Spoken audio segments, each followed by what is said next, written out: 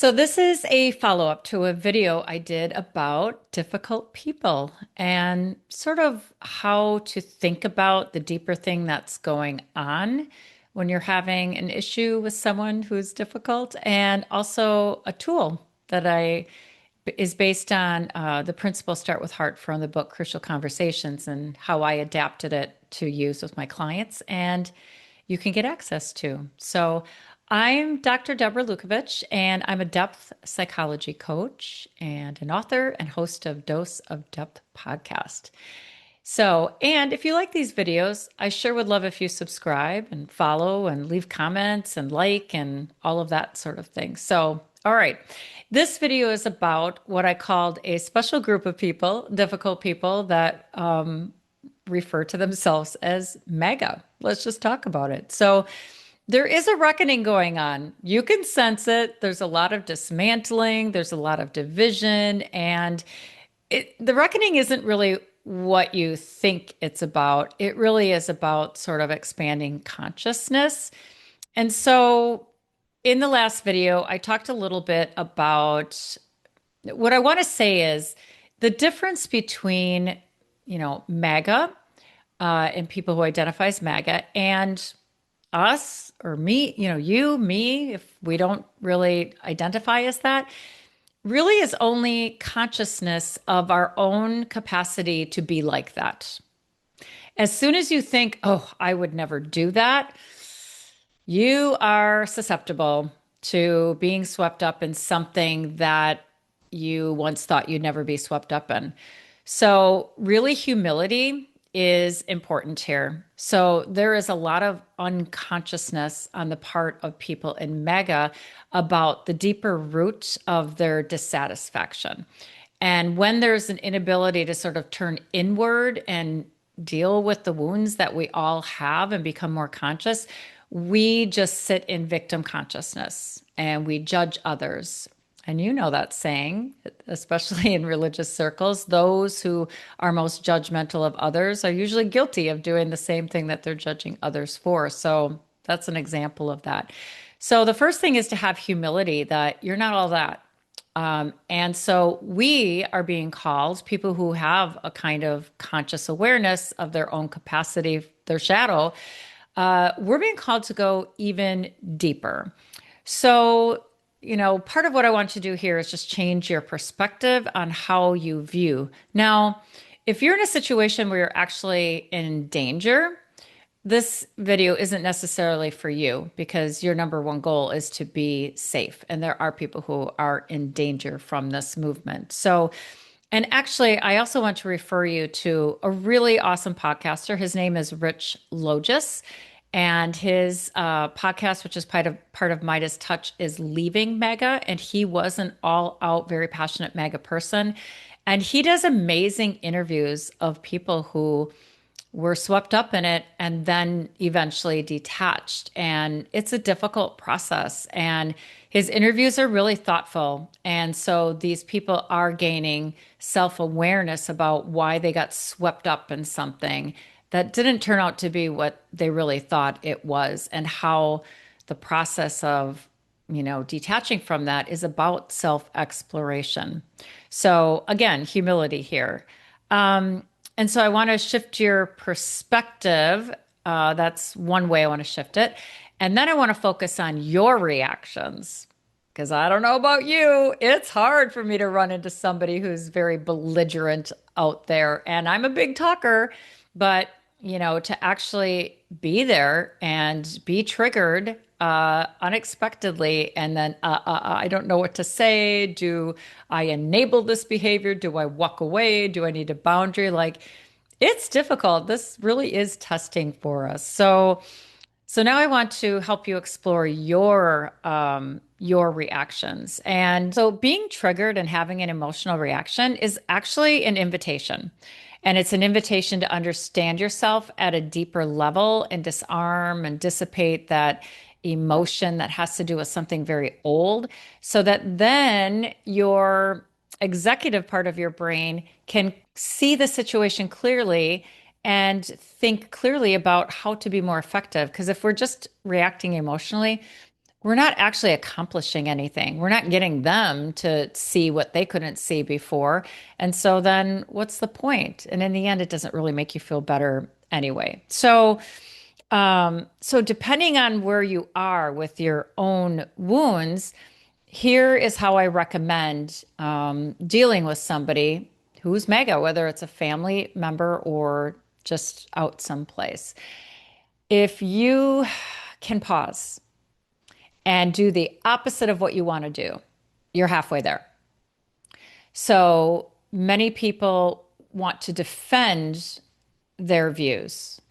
That's not going to work because the unconscious nature of that person is just looking to grab onto your wound and do this dance. And it's almost like they're a monster, a cookie monster inside that just wants this negative reaction from you. They want to be in the space of victim. So even you defending yourself is only going to agitate them further. So we're not in a space where they're thinking clearly either. So if you can pause and take a breath, you're halfway there. Now, if someone says something really clearly untrue, just trying, they're just being belligerent and they want that emotional reaction, you want to give them the opposite. So don't defend yourself. You have nothing to defend. Don't explain yourself. Don't seek to be understood. Instead, seek to understand or just to bring neutrality. And you'll find that if you don't play the dance, your part in the dance, there might be a space that opens for a moment of self reflection that just happens accidentally, or they'll go off somewhere else and find a willing participant. So, this is actually the concept of nonviolent resistance. That's how it works is that people in victim consciousness want to confirm that they're victims, and they will do that by engaging in a fight that will confuse you, really. And so then you just want to clarify your position, and all that does is make them more righteous and in their victimhood, and they get to stay angry. So we want to do the opposite. We want to disarm the emotion of what's going on. So pause, take a breath. Now, if you're braver, then you can say, hmm, that's interesting. That's it. And see how they respond. You can kind of have some fun with this too, because we're not really harming them. What we're trying to do is disrupt this aggressive pattern and throw them off kilter so that they then are left with themselves. That's all we're trying to do. But you can have fun in that you're disarming your emotional reaction. So take a breath, pause. That's interesting. If you want to back them up into self reflection, just keep asking why. Like, that's fascinating. Tell me more about how you came to that conclusion. It's not actually about what they say and what their answers are because they're likely to use sources that aren't true or trustworthy or whatever. That doesn't matter. It's really just slowing them down and them being asked to explain things. And eventually, you might get them back to the point where they find the disconnect in their own thinking, and we don't want to shame them because shame is also why it's very difficult to leave this movement because it is a community and provides a sense of solidarity. So, again, just disrupting without judgment and being attuned to your emotions and taking back your projection of what you think they are and just taking that back and providing an opportunity for them to be in a moment of stillness and really that's it. And then you can just go. And at some point you might be like, oh God, I'm glad that's over. And then just be curious about your own experience of how your releasing your emotions about them was just what did it do? Was there a moment where they looked like, huh? Wait, I wasn't expecting you to do that. I was expecting you to like defend yourself. And if you don't defend yourself, they're like, well, what am I going to do now? So we never know. That might just do something. So, and then I just want to end with a story. So I had an opportunity to work with a client, a daughter, and at one point I had the honor to work with her mother, who is in MAGA. And what was really interesting was that I was able to help the mother, come into closer relationship with herself, a deeper part of herself.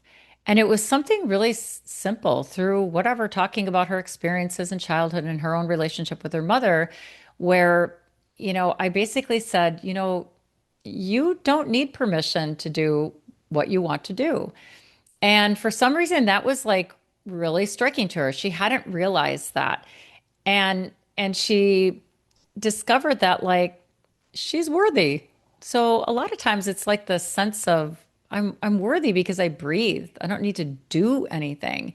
And I don't need to prove anything. And I don't need to be perfect and all this stuff. So at the core of this, people who are swept up in this, that keeps them in this victim mode, is this understanding, the obstacle is understanding that they're worthy. And in that moment, it was just amazing to watch that insight. Now, she didn't keep working with me, unfortunately. But that was pretty magical moment. So anyway, I hope that's helpful to give you a different perspective. And we play a role right now in expanding consciousness. We can't waste time whining about other people and how the world isn't the way we want it to be and it should be something else. That is being a victim, really.